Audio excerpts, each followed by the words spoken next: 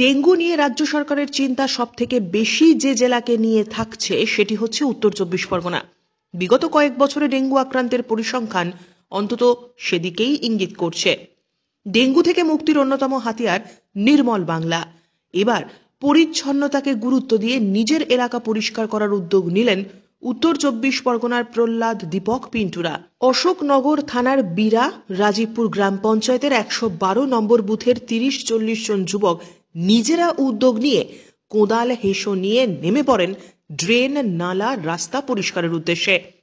জমা জল, নোংরা আবর্জনা পরিষ্কারের পর ব্লিচিংও ছড়ানো হয় এলাকা জুড়ে। 112 নম্বর বুথের আমাদের এখন বর্তমান সদস্য প্রহ্লাদ কুণ্ডু তার নিজের দায়িত্বে আমাদের এলাকার সমস্ত ছেলেপেলে, প্রায় 50-60 জন ছেলেপেলে এখানে আছে। আরও একটা জায়গায় কাজ হচ্ছে বারুইপাড়া বুথে, সেখানেও এরকম সংখ্যক লোক কাজ করছে। ঘটনা হচ্ছে আমাদের যে ড্রেনগুলো অপরিষ্কার অবস্থায় পড়ে আছে সেগুলো আমরা সকালবেলা উদ্যোগ নিলাম যে নিজেদের ছেলেপেলেদের নিয়ে সমস্ত কাজগুলো নিজেরাই তদারকি করব এবং নিজেদের জিনিস নিজেরা পরিষ্কার রাখবো। তাই এই পরিষ্কার রাখার জন্য আমরা সমস্ত আমাদের ছেলেপেলেদের নিয়ে আমরা মমতা ব্যানার্জি আমাদের যেভাবে উদ্বুদ্ধ করছেন নিজের কাজ নিজে করো, সেই লক্ষ্যেই আমরা কাজগুলো করে চলেছি, পরিষ্কার রাখছি।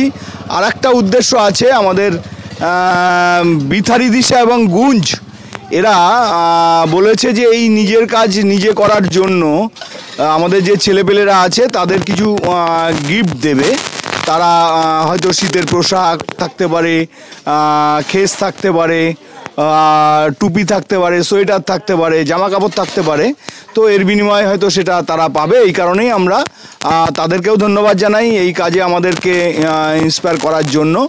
আমরাও নিজে হাতে এই কাজগুলো করছি, তদারকি করছি, গ্রামে যাতে ডেঙ্গুর প্রকোপ না বাড়ে, তাতে ডেঙ্গু যাতে কন্ট্রোলে থাকে। কিওর করা তো সম্ভব হয় না সবসময়, যাতে কন্ট্রোলে থাকে সেদিকে আমরা লক্ষ্য রাখছি। কিছুদিন আগে আমরা এই একই কর্মসূচি করেছি আমাদের পাড়ায়। ঠিক এই ছেলেমেয়েরাই, আমাদের এই পাড়ার ছেলেরাই সবাই একত্রিতভাবে, আমরা স্বতঃস্ফূর্তভাবে পাড়ার ছেলেরা সকলকে ডাকলেই আমরা সবসময় পাই এই পাড়ার ছেলেদেরকে। তারা পাড়ার বিষয়ে প্রত্যেকটা ছেলে সচেতন। এর আগেও ওদেরকে ডাকা হয়েছে, এরা এসছে। ডেঙ্গু যখন চলছে প্রকোপ মহামারীর মতো, তখন আমরা পাড়ার ছেলেদেরকেই সঙ্গে নিয়ে এই ড্রেন পরিষ্কার করা, বন জঙ্গল পরিষ্কার করা, ব্লিচিং ছড়ানো, এই কাজগুলো আমরা আগেও করেছি। পঞ্চায়েত মানে তো মানুষকে নিয়েই পঞ্চায়েত।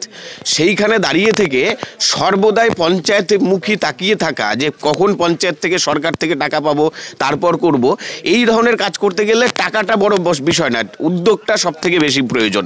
আমরা উদ্যোগ গ্রহণ করছি, মাঝে মাঝেই আমরা, আমাদের পাড়ার ছেলেরা সব সময় সঙ্গে আছে, তাদেরকে নিয়ে আমরা পাড়াটাকে পরিষ্কার পরিচ্ছন্ন করছি।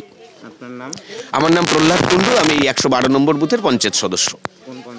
আমাদের পঞ্চায়েত সদস্য প্রহ্লাদ কুণ্ডু, আমাদের নেতৃত্ব দীপক দা, তারাই কালকে আমাদের প্রস্তাব দিয়েছিল যে আমাদের পাড়ার ড্রেন টেনগুলো বা রাস্তার আশেপাশে কিছু গাছ আছে যেগুলো রাস্তার উপরে পড়ে আসছে, ঠিক আছে, সেগুলোকে আমরা একটু পরিষ্কার করব।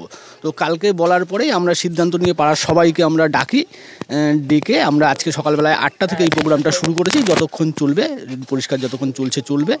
আপনাদের এলাকায় তো প্রচুর ডেঙ্গু হয়েছিল এর আগে, তো ডেঙ্গুর সময় করেননি কেন? ডেঙ্গুর সময় আমরা এর আগেও একবার এই প্রক্রিয়া চালিয়েছি, আমাদের রাস্তাঘাট পরিষ্কার বা ড্রেন পরিষ্কার, সঙ্গে ব্লিচিং, চুন ছড়ানো, ঠিক আছে, এর আগেও আমরা এগুলো করেছি।